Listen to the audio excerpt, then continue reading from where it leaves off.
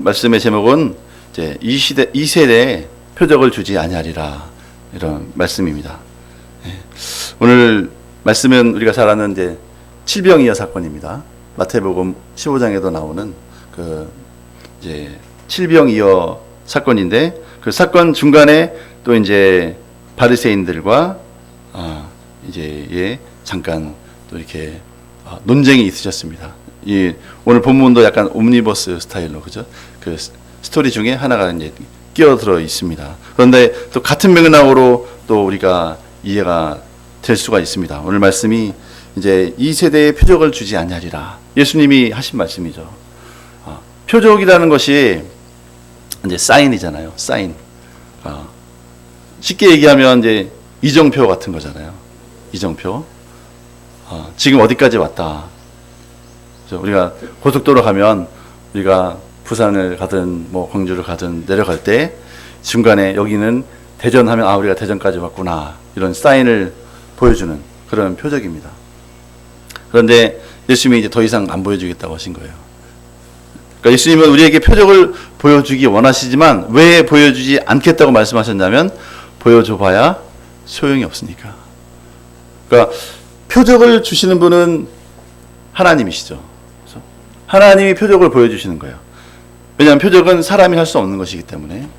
그런데 이제 예수님은 우리가 잘 알다시피 누가복음 4장 18절에 나온 것처럼 이제 주의 성령이 내게 임하였으니 이나는 가난한 자에게 복음을 전하게 하시려고 내게 기름을 부으사 나를 보내사 포로된 자에게 자유를, 눈먼 자에게 다시 보게 함을 또 전파하며 눌린 자를 자유롭게 하고 주의 은혜의 해를 전파하게 하려 하심이라, 이렇게 말씀입니다.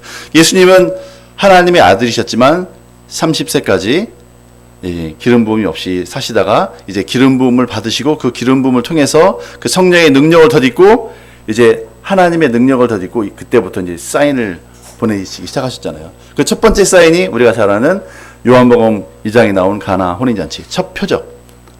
기름 부음을 받으시고 그때부터 예수님이 이제 이스라엘 백성들에게 또 온 세상 사람들에게 표적을, 그 사인을 하나씩 보여주기 시작하신 거예요. 그런데 아무리 보여줘도 이제 이 바리새인들은, 그리고 이 세대 사람들, 그 예수님이 살던 그 세대 사람들은 그 표적을 아무리 예수님이 보여주고 또 보여줘도 이 해석을 못하는 거예요. 이해를 못하는 거예요. 그래서 표적을 보여줄 의미가 없는 거죠. 그래서 예수님은 내가 이 세대에 더 이상 표적을 보여주지 아니하리라, 이렇게 말씀하신 거죠. 그래서 오늘날도 동일합니다. 예수님은 지금도 각 사람에게 또 그 사회에 또 그 나라에 또 온 세상에 하나님의 사인을 지금도 보여주고 계십니다. 이게 표적을 보여주시고 사인을 보여주시는 분은 하나님이시고 성령님이시지만 해석하는 책임은 누구에게 있습니까? 그 사인의 해석은 바로 우리 각자 자신에게 있는 거죠. 그래서 오늘 말씀을 통해서 우리가 하나님이 주신, 예수님이 우리에게 주신 그 표적, 그 사인을 바르게 해석하는 사람들로 우리가 변화될 수 있기를 기도합니다. 아멘. 네. 오늘 이 8장 1절과 2절 말씀을 같이 한번 읽어보겠습니다. 시작. 그 무렵에 또 큰 무리가 있어 먹을 것이 없는지라 예수께서 제자들을 불러 이르시되 내가 무리를 불쌍히 여기노라. 그들이 나와 함께 있은지 이미 사흘이 지났으나 먹을 것이 없도다. 그러니까 예수님께서 이게 이적을 행하시고 하시는 것을 보면 이게 고의로 그냥 내가 내 능력을 보여줘야지 이렇게 해서 보여주시는 것이 아니라 예수님 안에 가지고 있는 그 사랑의 속성 때문에, 긍휼히 여기는 속성 때문에 예수님이 일을 하시면 그것이 바로 표적이 되는 거죠. 그래서 그것을 통해서 예수님이 이런 분이시구나 하는 것을 우리가 깨달아야 되는 거죠. 그때.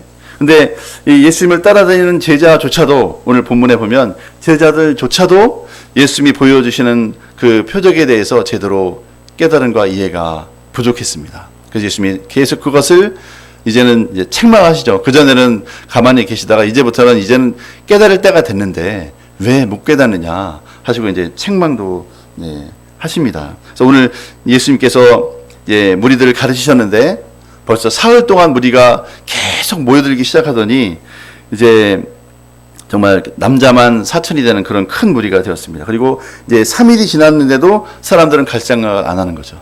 그때 예수님이 이제 그만 가르치고 돌려보낼 때가 됐는데 그냥 보낼 수가 없는, 예수님은 이 3절 말씀을 같이 읽어보겠습니다. 3절 시작. 만일 내가 그들을 굶겨 집으로 보내면 길에서 기진하니라. 그 중에는 멀리서 온 사람들도 있느니라. 그러니까 예수님은 이 남자만 4천인 무리가 있는데 그 무리의 한 사람 한 사람의 형편을 다 아시는 거죠. 그래서 어떤 사람은 바로 옆 동네에서 왔지만 어떤 사람들은 정말 저 멀리 시리아, 저 멀리 시돈, 저 멀리서 왔다. 정말 2, 3일 걸려서 가야 되는 그런 길, 먼 거리에서 왔다. 여기에 대해서 예수님은 다 이제 각 사람의 형편을 이해하시는 거죠. 그래서 그냥 도저히 그냥 그 아비의 심정으로 그냥 돌려보낼 수 없는 그런 마음으로 이제 그들을 먹이기 원하셨지만 또 동일하게 지난번 오병이어 사건과 동일하게 제자들을 또 훈련하기 원하셨습니다.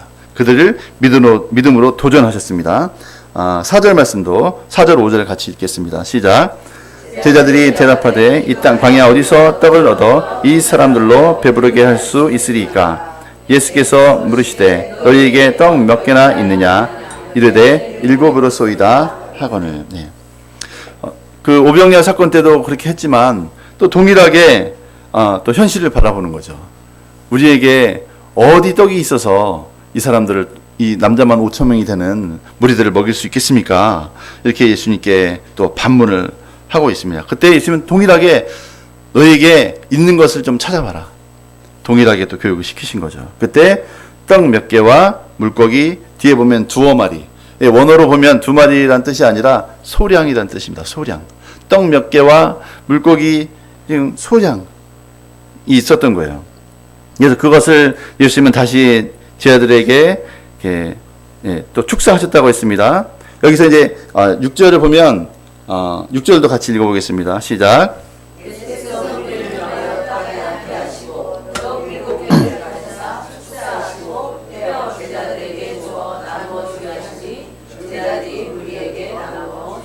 네. 그러니까 오병이어 사건 때 처음으로 이제 제자들이 무리를 50명씩 100명씩 이렇게 앉힐 때는 이제 긴가민가 했죠. 뭐 예수님이 도대체 무슨 작정으로 이렇게 하려고 하시나 이렇게 하셨지만 이제 이 제자들이 이제 두 번째잖아요. 이때는 예수님이 지난번처럼 또 먹이시려는구나 하고 이제 더 이제 확신 가지고 무리들을 이렇게 땅에 앉게 할 수 있었을 겁니다. 그때 예수님께서 떡 7개를 가지고 축사했다 이렇게 말씀했는데 원어로 보면 이 축사했다가 이제 감사하다는 의미입니다. 하나님께 이 작은 떡 7개도 하나님 깊이 감사하신 거죠. 왜냐하면 이것 가지고도 충분히 먹을 수가 있기 때문에 감사하신 거죠. 그리고 제자들에게 주어서 이제 무리에게 나누어 주게 하셨습니다.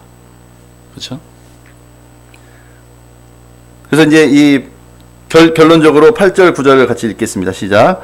배불리 먹고 남은 조각 7 광주리를 거두었으며 사람은 약 4천 명이었더라. 예수께서 그들을 흩어 보내시고, 그래서 결국에는 지난번하고 똑같이 무리가 충분히 배불리 먹고도 광주리에 7 광주리가 남았다고 했습니다. 그리고 이제 예수님을 돌려보냈죠. 근데 그때 또 마침 이 바리새인들이 예수님을 찾아와서 이런 예수님을 또 비난하는 거예요. 이런 예수님을 비난할 때가 어디 있습니까? 그렇죠? 그럼에도 불구하고 예수님을 비난하는 거죠. 11절, 12절 말씀을 같이 읽어보겠습니다. 시작. 바리새인들이 나와서 예수를 힐난하며 그를 시험하여 하늘로부터 오는 표적을 구하거늘 예수께서 마음속으로 깊이 탄식하시며 이르시되 어찌하여 이 세대가 표적을 구하느냐? 내가 진실로 너희에게 이르노니 이 세대에게 표적을 주지 아니하리라 하시고, 바리새인들이 예수님을 비난하면서 표적을 달라고 한 거예요. 어떤 표적이냐? 하늘로부터 오는 표적. 이게 무슨 뜻입니까? 하늘로부터 오는 표적을 구한다는 것은 네가 하나님이 보낸 사람이라는 사실을 우리에게 보여줘라, 이걸 얘기하는 거죠. 근데 예수님은 탄식하셨어요, 그때. 왜 그랬냐면 이 바리새인들의 그 영적인 상태를 보시고 이 사람들은 도저히 진짜 임파서블이다. 아무리 해도 안 된다. 이 사람들은 어떻게 할 방법이 없다, 나도. 그래서 탄식을 하신 거예요. 그리고 내가 더 이상 표적을 이 인간들한테 보여줘봐야 도움도 안 되고 진짜 돼지에게 진주를 주는 것과 똑같구나. 그래서 예수님은 내가 더 이상 너희들에게는 안 보여주겠다. 이렇게 말씀하신 거예요. 물론 이제 마태복음 15장에 보면 내가 요나의 표적 외에는 다시 너에게 보여줄 표적이 없느니라. 이렇게 말씀을 하셨죠. 왜 그러면 바리새인들이 이렇게 구제불능이 됐을까요? 이렇게 성경을 많이 아는 분들이. 그렇죠? 자, 우리가 잘 알다시피 바리새인이 되려면 태어나서 4살 때부터 토라, 모세오경을 딸딸딸 암송하고 13세, 우리 이제 만으로 하면 13세죠.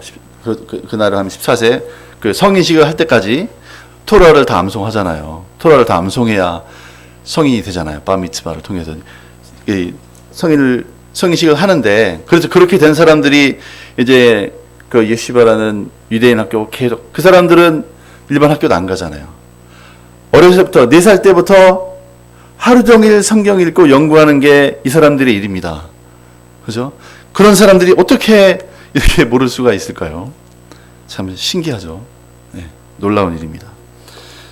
이 사람들이 이렇게 될 수밖에 없었던 이유를 예수님은 마태복음 25장에서도 말씀하셨고, 그들의 문제는 이제 외식에 있다고 했어요. 외식. 신앙생활을 하나님 앞에서 하지 않고 사람 앞에서 인정받으려고 하는 그 잘못된 동기 때문에 이렇게 됐다.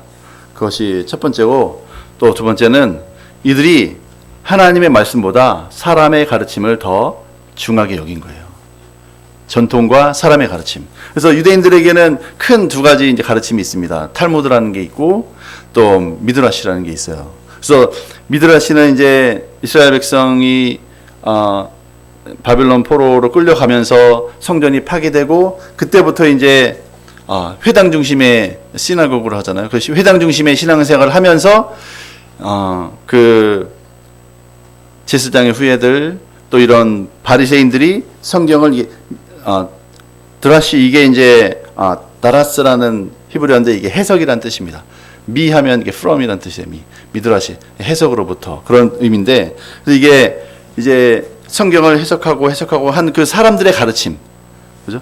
그다음에 탈무드도 거의 예수님이 태어나기 500년 전부터 계속 이제 구전으로 내려오던 가르침, 그리고 예수님이 돌아가신 이후에 거의 500년이 흐르도록 거의 1000년 동안 내려오던 그 가르침을 책으로 집대성한 게 이제 탈무드입니다. 그래서 지금 현재도 똑같아요. 지금도 유대인들은 그래서 아무리 예수님의 표적이 나타나도 해석을 할지 모릅니다. 이렇게 눈이 가려져 있어요. 이런 탈무드와 미드라시 같은 전통 때문에 이해를 못하는 거예요. 거기에 가려져서. 그래서 이 탈무드는 책이 20권이에요. 페이지만 12,000페이지. 그래서 책 무게만 75kg이에요. 그래서 여러분, 이거를 언제 다 보겠습니까? 그죠? 이거를 이렇게 많이 연구하고 봐도 오히려 예수님이 주시는 표적을 오히려 보지 못하게 하는 방해가 되는 거예요. 그죠? 그래서 지금도 유대인들은 이 눈이 가려져서 이 표적을 봐도 이해를 못해요. 우리가 잘 알다시피 유대인들이 놀랍게도 하나님이 주시는 표적을 이해를 잘 못했어요. 우리가 잘 아는 민수기 14장에도 보면 가데스 바네아에서 12정탐꾼을 보내잖아요. 그죠? 일주일 만에 갔다 왔어요. 그죠? 한 달이고 한 달. 왔다 갔다 하는 정탐 시간 다 하면 가는 시간은 일주일, 정탐하고 가는 시간은 진짜 일주일 정도밖에 안 걸리는 그런 거리인데, 이제 그 2명의 정탐꾼 외에는, 그죠? 여호수아 갈렙 외에는 정말 악평을 하는 바람에 하나님이 주시는 그 사인을 보지 못했습니다. 하나님의 사인은 뭐였어요? 하나님의 표적은 뭐였어요? 내가 적과 꿀이 흐르는 약속의 땅으로 너희 약속의 자손들을 들여보내리라. 이것이 하나님의 그동안 광야 40년에 하나님의 주시는 사인이었어요.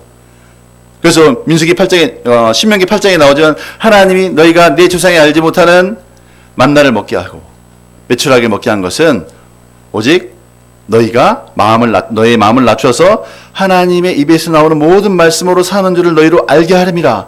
이게 하나님의 그 광야 40년의 그 만나 표적의 메추라기 표적의 의미였습니다. 하나님이 하실 것이다. 근데 그것을 40년을 보고도 이해를 못했어요. 그죠? 그래서 결국엔 40년을 돌다가 결국에는 다 죽었습니다. 그리고 그 다음 세대가 들어간 거예요. 그런데 오늘날은 더 심하죠. 이 마태복음에 보면 그들은 그래서 예수님이 우리 이제 신명기 14장 33절에 보면 하나님께서 모세를 통해서 말씀하십니다. 너희 자녀들은 너희 반역한 죄를 지고 너희의 시체가 광야에서 소멸될 때까지 40년을 광야에서 방황하는 자가 되리라. 이렇게 하고 끝난 겁니다. 표적을 이해하지 못하고 40년을 반복해서 40년을 돌고 같은 데를 돌고 재밌지 않아요? 같은 데를 그 광야를 40년을 돌고 돌았어요. 돌다 보면 여기 작년에 왔던 데인데 돌고 이거 10년 전에 왔던 데인데 돌고 어떻게 이렇게 같은 데를 40년을 돌 수 있을까요? 표적을 보지 못하면 우리 인생이 이렇게 됩니다. 더 심한 것은 이제 마태복음 23장 37절에 보면 예수님이 예루살렘을 보시며 우시면서 말씀하시잖아요. 예루살렘아 예루살렘아 선지자들을 죽이고 내게 파송된 자들 돌로 치는 자여 암탉이 그 새끼를 날개 아래 모음과 같이 내가 너희 자녀를 모으려 함이 몇 번이더냐. 그러나 너희가 원치 아니하였도다. 보라 너희 집이 황폐하여 버려진 바 되리라. 내가 너희에게 이르노니 이제부터 너희는 찬송하리로다. 주의 이름으로 오시는 이여 할 때까지 나를 보지 못하리라. 하나님은 구약시대에 가데스 바네의 사건 때문에 이스라엘 백성에게 너희가 40년 동안 광야에서 방황하다가 다 죽을 것이다 이렇게 말씀하셨어요. 근데 예수님이 오셨을 때 예수님이 하신 그 표적을 이해 못했을 때 예수님이 하신 말씀은 너희가 지금부터 찬송하리로다. 주의 이름으로 오시는 이여 할 때까지는 나를 보지 못하리라 이렇게 말씀하셨어요. 그러니까 예수님이 메시아시다. 이제 히브리어로 하면 바루카바 베셴 아도나이 당신이 바로 그리스도이십니다. 이것을 인정할 때까지는 결코 나를 보지 못할 것이다 이렇게 말씀하신 거예요. 그래서 지금 몇 년이 지났습니까? 2000년이 지났어요.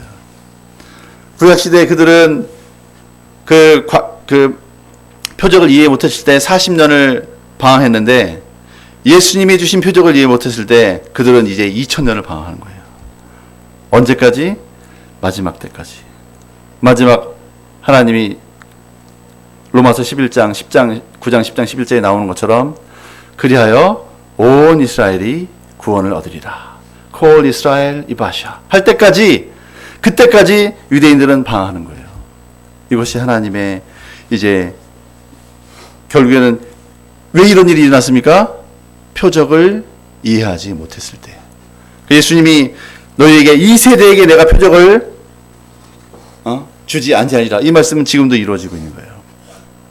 그러면 우리 이방인은 우리들은 동일하게 예수님 우리에게도 표적을 보여주십니다. 근데 우리가 그 표적을 아까도 시작할 때 말씀드렸지만 표적을 주시는 분은 하나님이시고 또 예수님이 성령의 기름 부음을 받고 우리에게 표적을 행하시고 우리에게 보여주셨지만 그것을 이해하는 모든 책임은 누구에게 있습니까? 바로 우리에게 있습니다. 우리가 그 표적을 제대로 이해하지 못하면 우리도 그 유대인들과 동일한 그런 오류에 빠질 수가 있는 거죠. 그리고 그 표적을 이해하느냐 못하느냐 차이는 단순히 내가 이해를 했다 못했다 맞았다 틀렸다의 문제가 아니라 내 영혼이 구원을 얻고 하나님의 풍성함에 들어가지 못하느냐 아니면 영원한 심판에 처해지느냐 그 차이를 어마어마한 차이를 가져옵니다.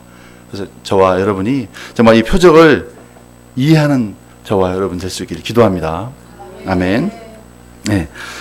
그래서 우리 14절 말씀, 15절 말씀 같이 읽겠습니다. 시작.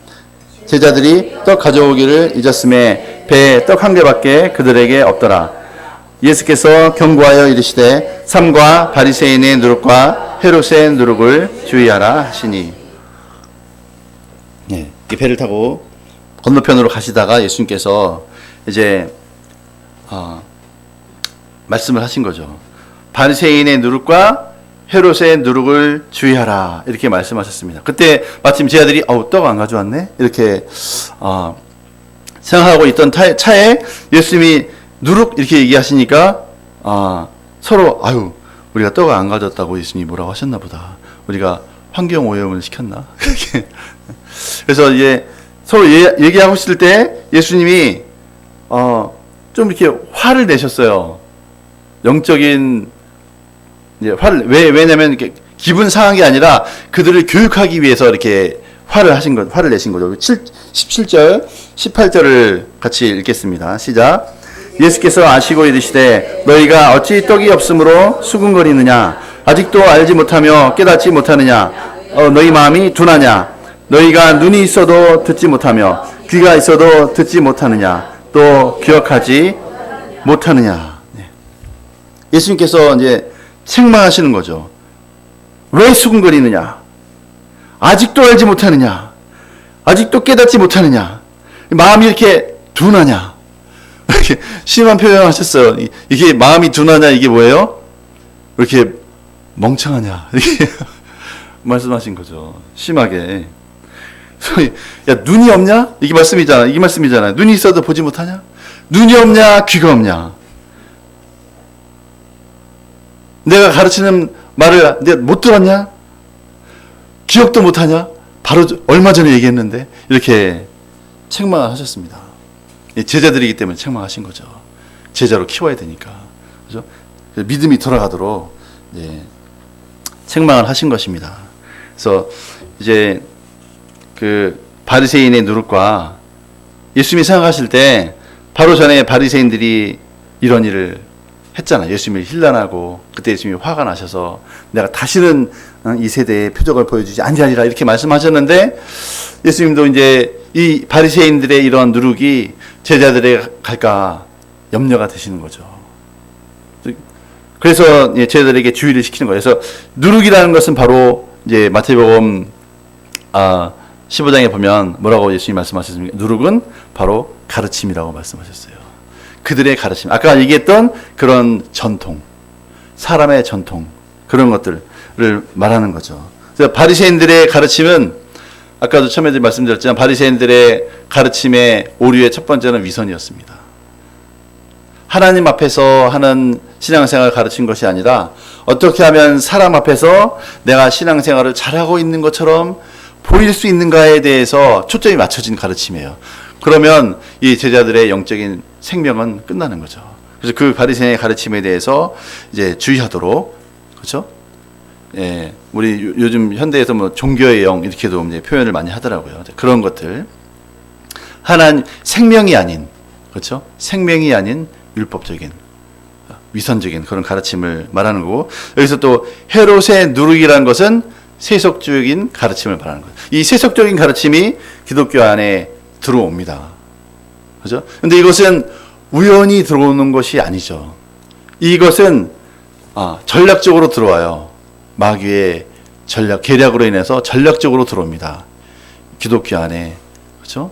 그래서 기독교 2000년 역사를 봐도 정말 우리가 잘 아는 종교개혁 이전에 그 1000년간 그 가르침 볼 때 우리는 뭐 AD 400년에 콘스탄틴에 대해서 기독교가 국교로 됐다고 하지만 그것은 겉으로 나타난 모양이고 실제로는 콘스탄틴 대제에 의해서 기독교 안에, 그죠? 이 이방의 모든 그 종교의 영이 들어온 거예요.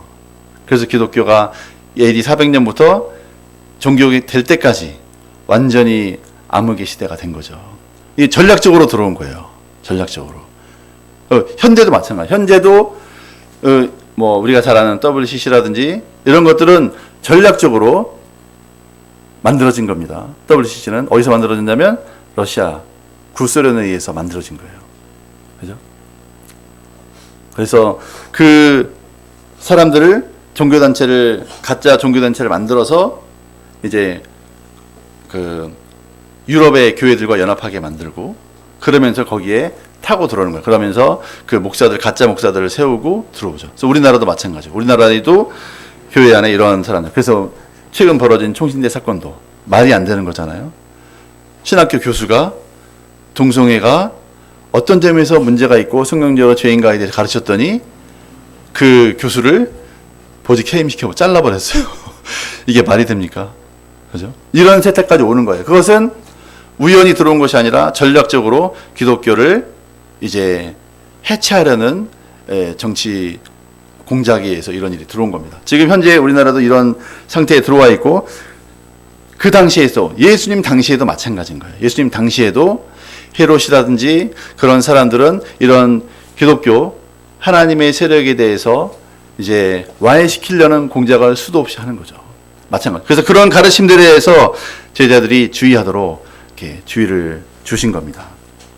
그래서 우리가 정말 이 고린도후서 4장 4절에 보면 그 중에 이 세상의 신이 믿지 아니하는 자들의 마음을 혼미하게 하여 그리스도의 영광의 복음의 광채가 비치지 못하게 함이니 그리스도는 하나님의 형상이니라 했습니다. 그러니까 세상의 악한 영들이 이 사람들의 마음을 혼미하게 해서 사실 우리에게 주신 가장 큰 표적은 바로 뭡니까? 하나님의 말씀이죠. 이 말씀을 제대로 이해하지 못하게 합니다. 그것이 악한 영들이 하는 일입니다. 그리고 고린도후서 3장 14절에도 보면 그러나 그들의 마음이 완고하여 오늘까지도 구약을 읽을 때 그 수건이 벗겨지지 아니하고 있으니 그 수건은 그리스도 안에서 없어질 것이다. 이렇게 말씀했습니다. 그래서 결국에는 그 구약을 읽을 때 그 율법적인 가르침, 바로 바리새인들의 가르침입니다. 지금도 유대인들은 예수님이 유대인인 것조차도 모르는 유대인이 많아요. 그래서 유대인들을 전도하잖아요. 그래서 유대인의 간증을 들어보면 이제 처음으로 마태복음을 읽는 거예요. 유대인이. 왜냐하면 신약을 어렸을 때부터 막 기독교는 우리 유대인들을 박해한 악한 사탄의 종교다 이렇게 가르치기 때문에 읽을 생각도 안 해요. 근데 마태복음을 처음으로 읽습니다. 그러면 예수님이 유대인인 거예요. 그죠? 그리고 다 성경 얘기만 하고 있는 거예요. 깜짝 놀라죠. 그래서 그것을 읽고 예수님을 믿는 사람들이 많습니다. 그죠? 어떻게 이렇게 속을 수가 있나요? 어떻게 2000년 동안을 유대인들이 예수님이 유대인이라는 사실을 온 세상이 알고 있는데 왜 그들은 모르나요? 책이 널려져 있는데, 성경이 전 세계에 널려져 있는데 어떻게 유대인들이 그걸 모를 수 있나요? 가려져 있기 때문에 그런 거죠. 그죠? 그래서 그런데 이제 한 때가 되었습니다. 지금은 예수 그리스도께서 우리가 오셔서 이 모든 수건들을 예수 그리스도께서 이제 벗겨 주셨습니다. 아멘. 그래서 이사야서 2장에서도 이 마지막 때에 하나님이 하실 일을 말씀하셨어요. 뭐라고 하셨냐면 또 이 산에서 모든 민족의 얼굴을 가린 가리개와 열방 위에 덮인 덮개를 제하시며, 모든 열방에 덮여 있는 하나님의 영광의 복을 보지 못하게 하는 그 덮개를 하나님이 거두신다고 말씀하셨습니다. 그 누가 거두셨습니까? 바로 예수님께서 거두어 가신 거죠. 그래서 우리가 이런 우리에게 있는 잘못된 이 오래된 전통들, 이 바리새인의 누룩, 또 세속주의의 이런 잘못된 가르침. 그래서 교회 안에 사실 목사님들도 이 헤롯의 누룩, 교회 안에 들어온 잘못된 그런 가르침, 이것으로 많이 속아 있는 분들이 많습니다. 교회 안에도. 그래서 사실은 사회주의 사상을 기독교 사상으로 막 짬뽕해서 배우고 가르치는 분들이 너무 많아요. 우리가 잘 아는 대천덕 신부까지도 젊었을 때 진짜 그 세상에 깊이 쩔어있던 분이에요. 그래서 거기서 예수님 은혜 받고 했음에도 불구하고 거기서 온전히 벗어나지 못했어요. 그죠?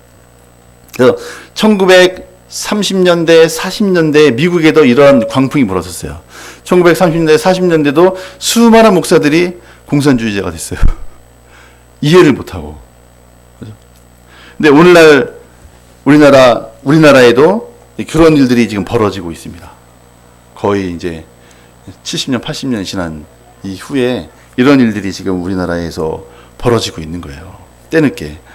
그래서 우리가 이제 이런 바리새인의 누룩, 헤롯의 누룩, 이런 누룩들을 우리가 온전히 제거하지 않으면 예수님이 우리에게 주신 표적들을 제대로 이해할 수가 없는 거예요. 그래서 결국에는 우리가 예수님이 우리에게 주신 표적을 제대로 이해하려면 우리가 그동안 잘못 가지고 있던 가치관들, 그렇죠? 우리 종교생활, 사실은 성경에는 감리교도 없고 침례교도 없고, 그렇죠? 오순절도 없고 다 없잖아요. 성경에는 없어요. 그런데 거기서 나오는 그런 하나님의 계시에 따라서 그때그때 만들어진 교단임에도 불구하고 어떤 것은 100년 전에 만들어졌고 어떤 것은 200년 전에 만들어졌음에도 불구하고 그 전통을 지금까지 동일하게 고수를 하고 있습니다.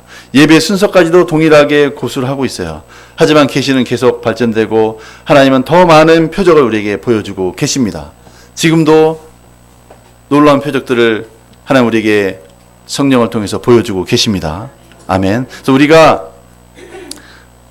하나님이 지금 현재도 이러한 표적들을 계속 보여주고 계세요. 그런데 내 눈이 가려져 있으면 아무리 표적을 보여주셔도 우리는 이해할 수가 없습니다. 깨닫지도 못합니다. 그러면 더 이상 표적이 나에게 의미가 없는 거죠. 그렇죠? 그런데 이제 우리가 표적을 이해할 때, 우리가 처음에 아까 시작할 때도 얘기했지만 표적은 위정표잖아요. 사인이잖아요. 내가 어디까지 왔다. 그죠? 요즘에는 뭐 웬만하면 이제 영어는 다 아니까 어느 나라 가도 영어로 이정표가 있으니까 다 알아보지만 예를 들어서 사우디아라비아나 이스라엘 같은 데 가면 못 알아보겠죠. 그죠? 히브리어나 그죠? 그 이슬람 그 말로 아랍어로 이렇게 써 있으면 못 알아봅니다. 근데 이제 어디까지 가는지 아무리 표가 많이 있어도 나한테 아무 의미가 없는 거예요. 그러니까 우리가 예수님이 우리에게 주신 말씀을 제대로 이해하고 표적을 제대로 이해한다는 것은 우리에게 생명을 주느냐, 우리에게 하나님이 주신 목표를 하나님 우리에게 부르신 부르심의 콜링을 이해하고 수행하느냐 마느냐의 문제가 되는 거예요. 너무나 중요한 문제가 됩니다. 근데 요즘에는 또 이제 구글 번역기가 있기 때문에 그렇죠? 어느 나라 가든지 찍으면 구글 번역기로 이제 다 이해가 됩니다. 그런데 하나님이 주신 표적은 구글 번역기로 번역이 안 돼요. 오직 우리가 겸손한 마음으로 성령님을 의지할 때만 이 표적이 우리에게 이해가 됩니다. 아멘. 그래서 그 표적을 성령을 통해서 우리가 이해할 때만 우리가 바른 길을 갈 수가 있습니다. 아멘. 그래서 이제 잘 생각해 봐야 되죠. 내가 그 하나님이 나에게 주신 표적을 바라보지 못하고 이해하지 못하게 하는 바리새인의 누룩과 헤롯의 누룩이 무엇이 있는가? 우리 신앙 자매님에게는 어떤 누룩이 있는 것 같아요?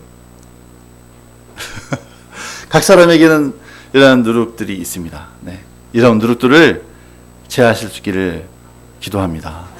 아멘. 이 누룩을 제하고 온전히 정말 예수님이 나에게 원래 보여주려고 했던 그 의미를 때마다 나에게 주신, 그렇죠? 우리 각자에게 주신 그 표적을 이해하고 예수님이 우리에게 그 표적을 보여주시기를 기뻐하는 저와 여러분이 될 수 있기를 주의 이름으로 축원합니다. 아멘.